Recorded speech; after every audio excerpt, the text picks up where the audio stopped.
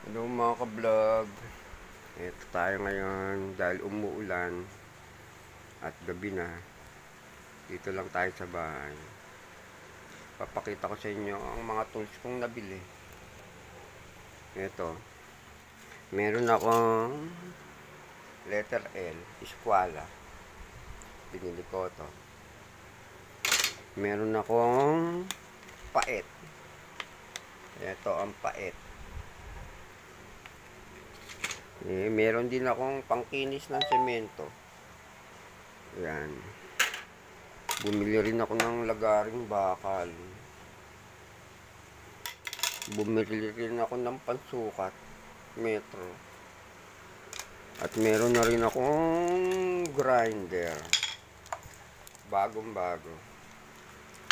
Mga ka-vlog, ito, meron din tayong pantipak ng bato. Hollow block.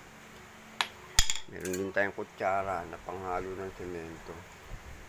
At pinaka-importante sa lahat, meron din tayong lagare.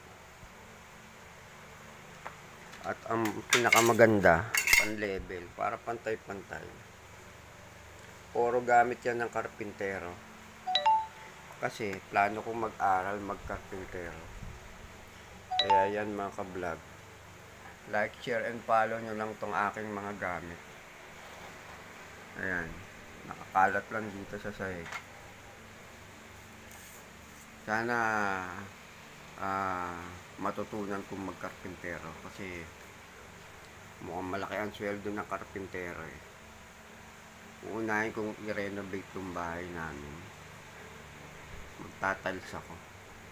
Like, share, and follow nyo lang. Kaya lang sa sobrang busy ko, wala pa ako nasimulan kahit isa.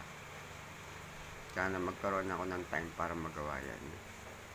Thank you mga ka-vlog. Thank you.